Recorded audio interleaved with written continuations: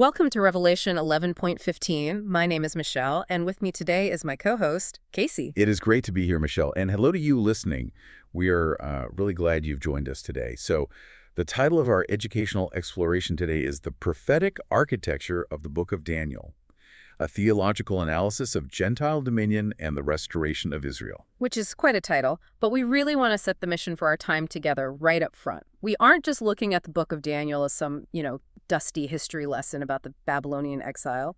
We are diving into this text as a divinely inspired, purely biblical blueprint for the end of the age. Exactly. And for you, our listener, we want to be absolutely clear that our lens today is educational, completely biblical, and firmly grounded in a Protestant premillennial and pre-tribulational theology. Right, because we are looking at the God of Israel as the master architect of human history. He's the one raising up and taking down kings to fit his redemptive purposes. But to really grasp that, Michelle, we need to set the scene. Let's travel back to 605 BC. Okay, setting the scene. The context here is the Babylonian captivity. Now, this wasn't just some random geopolitical bad luck for Israel. This was divine judgment. The house of David had fallen into persistent apostasy, specifically failing to observe the sabbatical years for the land. Because of that rebellion, God allowed Nebuchadnezzar to besiege Jerusalem, triggering the first deportation of the Jews. And among those deported was a young man named Daniel. He was part of the Judean nobility, and he had the physical and intellectual traits the Babylonians wanted for administrative service. But Casey, what really stands out to me is the absolute forced cultural assimilation he was put through. It was like the ultimate ancient re-education camp. Oh, absolutely. It was a total immersion program. Yeah. The Babylonians want to completely strip these young captives of their Hebrew identity and, well, replace it with a pagan worldview. They literally erased their names. I mean, Daniel's given name meant God is my judge, which honors Yahweh. They changed it to Belteshazzar, meaning Bel protect his life, honoring a Babylonian god. And his friends, Hananiah, Mishael, and Azariah, were renamed Shadrach, Meshach, and Abednego. Yeah, wiping the slate clean. Right. But despite this intense pressure to conform, Daniel maintained incredible spiritual integrity. We see this right out of the gate with the famous diet test. He point-blank refused to eat the king's choice meat, which was likely sacrificed to idols. It's basically the ultimate 6th century BC intermittent fasting routine, except instead of losing weight, he gained the ability to interpret divine dreams. Not a bad trade-off, honestly. Not bad at all. And if we connect this to the bigger picture, God rewarded that uncompromising loyalty. He granted Daniel supernatural wisdom, and that specific gift positioned him strategically across a massive 70-year transition. I mean, Daniel's career literally spanned from the Neo-Babylonian Empire under Nebuchadnezzar all the way into the Medo-Persian Empire under Cyrus the Great. Okay, so before we dive into the actual visions, Casey, we have to address the elephant in the academic room. How do we know Daniel actually wrote this in the 6th century? Because you often hear secular critics claim the book is a fake, right? Right, yeah. There's a critical view called the Maccabean thesis. It was actually started by a 3rd century philosopher named Porphyry. He basically looked at how shockingly accurate the prophecies in Daniel were, especially the wars in chapter 11, and said, there is no way this was written before it happened. It must be a 2nd century BC forgery. I see. Academics call this vaticinium ex eventu, which is just a fancy Latin way of saying prophecy written after the fact. Yeah. Because rationalists outright reject predictive prophecy, they just assume it had to be written after the events took place. But wait, if the historical details are that flawless, how do we know for sure it wasn't just written later? Is there hard evidence backing up the traditional 6th century authorship? There is massive textual evidence, Michelle. First off, if this was a 2nd century text written during the Greek period, it would be absolutely saturated with Hellenistic Greek vocabulary. Yet the book of Daniel contains exactly 3 Greek words, and they are just the names of musical instruments. Furthermore, the linguistic data features Imperial Aramaic, which aligns perfectly with the early Persian period, not later. Oh, and don't forget the Dead Sea Scrolls. Exactly. We found Daniel manuscripts at Qumran dating to the late 2nd century BC. For a book to be copied and widely accepted as canonical scripture by that specific time, it had to have been written long, long before. So the timeline for a 2nd century forgery is just mathematically impossible. Add in the fact that Jesus Christ himself validated Daniel as a true prophet in Matthew 24.15, and the critical argument totally falls apart. So, knowing the text is a solid, authentic 6th century prophecy, let's look at what God actually showed him. The core of Daniel's revelation revolves around the succession of Gentile empires, and God gives us two completely different perspectives on this. In chapter 2, King Nebuchadnezzar dreams of a glorious, colossal metal statue.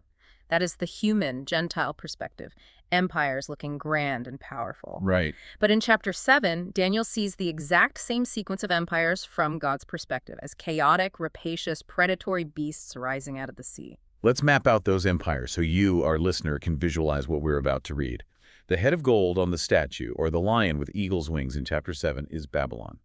The chest and arms of silver, or the bear with 3 ribs, is Medo-Persia. The belly and thighs of bronze, or the 4-headed leopard, is Greece. And then comes Rome. Yes, Rome, the legs of iron, which is a terrifying nondescript beast in chapter 7. Finally, the feet of iron mixed with clay, represented by 10 horns. That is the revived Roman Empire, a fragile, divided future coalition. Let's hear exactly how the text describes this human timeline. Casey, would you mind reading the full, uninterrupted text of Daniel chapter 2, verses 31 through 45 in the New King James Version? I would love to. Here is the text. You, O king, were watching, and behold, a great image. This great image, whose splendor was excellent, stood before you, and its form was awesome. This image's head was of fine gold, its chest and arms of silver, its belly and thighs of bronze, its legs of iron, its feet partly of iron and partly of clay. You watched while a stone was cut out without hands, which struck the image on its feet of iron and clay and broke them in pieces. Then the iron, the clay, the bronze, the silver, and the gold were crushed together and became like chaff from the summer threshing floors. The wind carried them away so that no trace of them was found. And the stone that struck the image became a great mountain and filled the whole earth. This is the dream. Now we will tell the interpretation of it before the king. You, O king, are a king of kings. For the God of heaven has given you a kingdom, power, strength, and glory. And wherever the children of men dwell, or the beasts of the field and the birds of the heaven, he's given them into your hand and has made you ruler over them all. You are this head of gold. But after you shall arise another kingdom inferior to yours. Then another, a third kingdom of bronze, which shall rule over all the earth.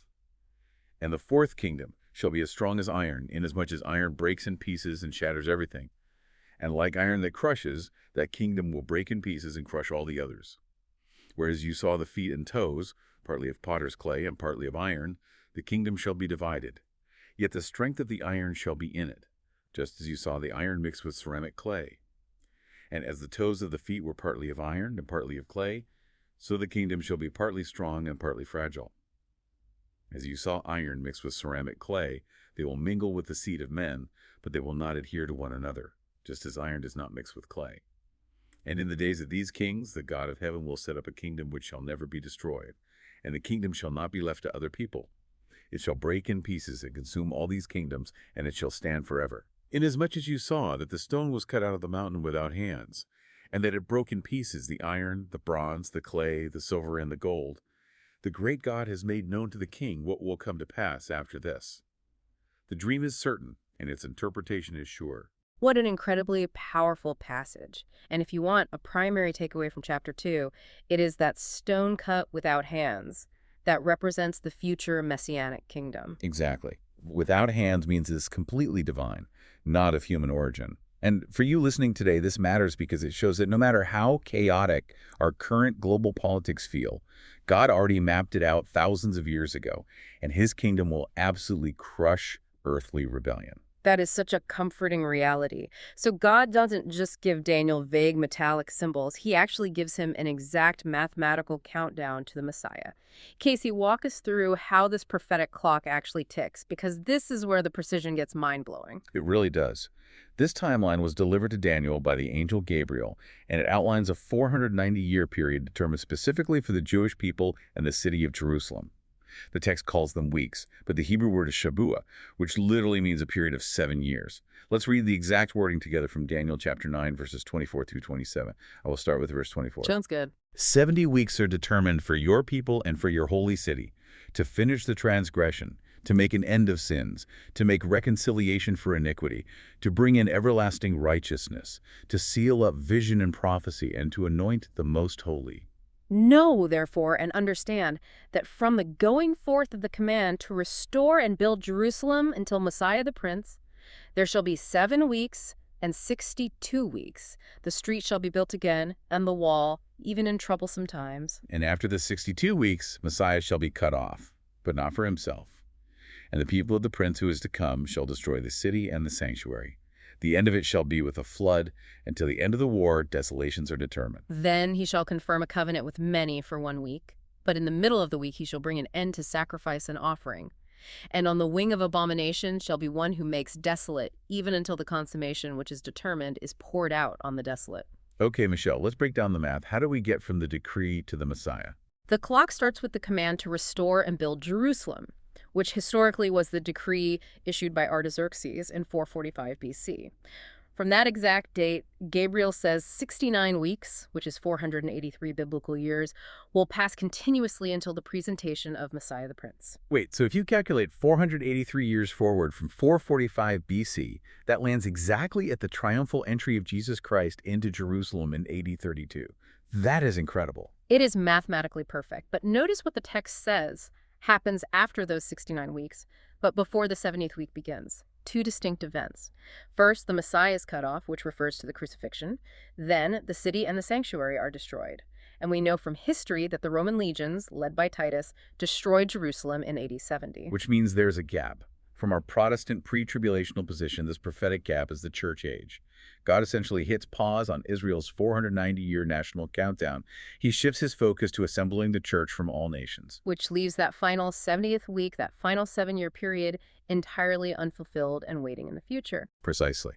And that final week brings us to the last days and the rise of a terrifying final Gentile leader, often called the Antichrist. In chapter 7, Daniel calls him the little horn, describing him as having keen, calculating intelligence, eyes of a man, and a mouth speaking incredible blasphemies. Let's listen to the sheer scale of his arrogance as outlined in Daniel chapter 11, verses 36 through 45. I will read verses 36 through 39. Then the king shall do according to his own will. He shall exalt and magnify himself above every god, shall speak blasphemies against the God of gods, and shall prosper till the wrath has been accomplished. For what has been determined shall be done. He shall regard neither the God of his fathers, nor the desire of women, nor regard any god, for he shall exalt himself above them all. But in their place he shall honor a god of fortresses, and a god which his fathers did not know he shall honor with gold and silver, with precious stones and pleasant things. Thus he shall act against the strongest fortresses with a foreign god, which he shall acknowledge and advance its glory. And he shall cause them to rule over many and divide the land for gain. And I will finish with verses 40 through 45. At the time of the end, the king of the south shall attack him, and the king of the north shall come against him like a whirlwind, with chariots, horsemen, and with many ships. And he shall enter the countries, overwhelm them, and pass through. He shall also enter the glorious land, and many countries shall be overthrown, but these shall escape from his hand: Edom, Moab, and the prominent people of Ammon. He shall stretch out his hand against the countries, and the land of Egypt shall not escape. He shall have power over the treasures of gold and silver, and over all the precious things of Egypt. Also the Libyans and Ethiopians shall follow at his heels. But news from the east and the north shall trouble him. Therefore he shall go out with great fury to destroy and annihilate many. And he shall plant the tents of his palace between the seas and the glorious holy mountain. Yet he shall come to his end, and no one will help him. Wow. If you want the ultimate takeaway from chapter 11, it is this. Absolute power inevitably leads to absolute blasphemy, but is a definitive, non-negotiable expiration date. That is so true. And that final expiration date starts ticking in that 70th week. This final 7-year tribulation officially begins when this leader confirms a treaty, a covenant with many. But right at the 3.5-year mark, the middle of the week, he betrays everyone. He stops the sacrifices in the rebuilt temple and sets up what Jesus called the abomination of desolation. And that ultimate betrayal launches the Great Tribulation, also known scripturally as the time of Jacob's trouble. It is the final 3.5 years of unparalleled global crisis. But thankfully, Daniel's deep dive doesn't end with the Antichrist. It pivots to the ultimate victory, the consummation, and the millennial kingdom. Yes, let's look at the second coming of Christ, described beautifully in Daniel chapter 7, verses 13 and 14. I was watching in the night visions, and behold, one like the Son of Man, coming with the clouds of heaven. He came to the Ancient of Days, and they brought him near before him. Then to him was given dominion and glory and a kingdom, that all peoples, nations, and languages should serve him. His dominion is an everlasting dominion which shall not pass away, and his kingdom the one which shall not be destroyed. That is the divine stone crushing the statue. But to fully wrap up this prophetic architecture, Casey, we need to look at the very end of the book. Let's read the final timelines in Daniel chapter 12, verses 1 through 13. I will read the first 4 verses. At that time Michael shall stand up, the great prince who stands watch over the sons of your people, and there shall be a time of trouble, such as never was since there was a nation, even to that time. And at that time your people shall be delivered, every one who is found written in the book. And many of those who sleep in the dust of the earth shall awake, some to everlasting life, some to shame and everlasting contempt. Those who are wise shall shine like the brightness of the firmament, and those who turn many to righteousness like the stars forever and ever. But you, Daniel, shut up the words and seal the book until the time of the end. Many shall run to and fro, and knowledge shall increase. Then I, Daniel, looked, and there stood 2 others, one on this river bank and the other on that river bank. And one said to the man clothed in linen, who was above the waters of the river, How long shall the fulfillment of these wonders be? Then I heard the man clothed in linen, who was above the waters of the river, when he held up his right hand and his left hand to heaven, and swore by him who lives forever, that it shall be for a time, times, and half a time. And when the power of the holy people has been completely shattered, all these things shall be finished. Although I heard, I did not understand. Then I said, My Lord, what shall be the end of these things? And he said, Go your way, Daniel, for the words are closed up and sealed till the time of the end. Many shall be purified, made white and refined, but the wicked shall do wickedly, and none of the wicked shall understand, but the wise shall understand. And from the time that the daily sacrifice is taken away, and the abomination of desolation is set up, there shall be 1,290 days. Blessed is he who waits, and comes to the 1,335 days. But you, go your way till the end, for you shall rest, and will arise to your inheritance at the end of the days. Okay, Casey, we need to unpack those numbers at the end. We know the 12,260 days, the time, times, and half a time is the exact length of the Great Tribulation. But then it mentions 12,290 days. What is that extra 30 days for? Excellent question. Most biblical scholars understand the extra 30-day transition period as the time allocated for the cleansing of the desecrated temple in Jerusalem and the physical regathering of the scattered remnant of Israel back to the land. And then it mentions the 1,335 days. That is an additional 45 days on top of that. Right, culminating in a state of blessing. This time frame likely encompasses the judgment of the nations, what Jesus called the separation of the sheep and the goats, and setting up the actual administrative structure of the millennial kingdom on earth. And what an unbelievable kingdom that will be. We are talking about a literal, physical, 1,000-year reign of Jesus Christ on this earth. Satan will be completely bound. Israel will be fully restored to the promised land, fulfilling the ancient covenants God made with Abraham. And the saints will reign with Christ over the nations, bringing true everlasting righteousness to the globe. It is the definitive, triumphant narrative of human history, from the absolute humiliation of the Davidic throne in 605 BC to the exalted eternal reign of the Son of Man. As we wrap up this deep dive, Michelle, I want to leave our listener with a final provocative thought drawn right from that last verse we read, Daniel 12:13. Go your way till the end. Such a powerful command. It really is. When you truly grasp God's absolute sovereignty, when you realize that he actively controls the rise and fall of every single nation, and that Christ's coming kingdom is an absolute, unavoidable certainty, how does that change the way you live your daily life right now? If you know the end of the story is perfectly secure, you can walk through today's chaos with total confidence. What a phenomenal perspective to close on. Thank you so much for joining us on this educational exploration today. We hope this deep dive into the architecture of Daniel has given you a fresh, powerful understanding of God's Word. We sincerely hope you will tune in again to Revelation 11:15 in the future. Until next time, keep studying, stay encouraged, and take care.